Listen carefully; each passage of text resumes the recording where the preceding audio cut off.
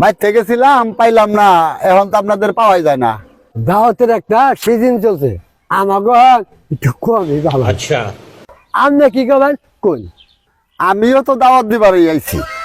আমাকে ফকিরের একটা সুমতি আছে, আর আমাকে এনে কিছু শর্ত আছে, আপনি কি মানতে পারবেন?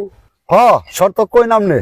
শর্ত হইলো আমি তো মনে হয় মুরগি টুরগি খাই না, গরুর যে শিলার আছে না, ওর দিকে কেজি 2 মাংস হলে আমার যথেষ্ট। বাবুর জি বললা টুক করে আনন্দ নেই, সকলের পাক আমি খাই। আরো অনেক ভালো বাবুর ধিউত আছে, আপনি টুকুর কথা কইতাছেন কে? আরে টুক করে আনলে 2-300 টাকা কমিশন পাই।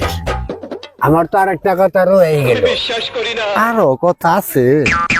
কোনখানে দাওয়াতে গেলে ওদিনকে আমার বাড়িতে চুলা বন্ধ, আমার মেয়েদেরকে গাবলা একটা দিয়ে দে, বুঝছুন?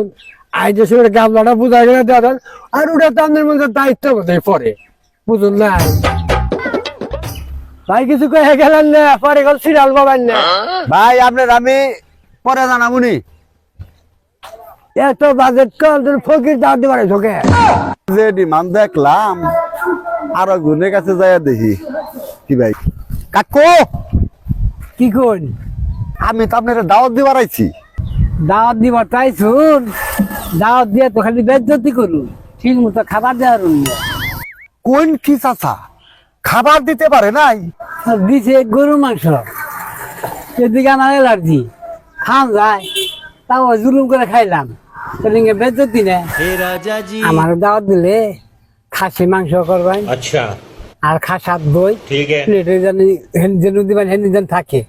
হ্যাঁ, আর এত কি আন্না কেউ মুখ আন্না খালি কই দিব, একজনে খেলে ভালো করে খেলাবেন। বেশি মুরগি আছে না, আমার ফার্ম করেন না, রুশ করবেন। চাচা, আরো কোনো ডিমান্ড আছে? আমার সময় হাজার 5 টাকা আমার হাতে ধরাই দিবেন, আমি নিবা চাবো না, পকেটে জোর করে দিয়ে দিবেন, আর আপনার বাচ্চাতে যাবো গাড়ি ভাড়াটা দিয়ে দেন।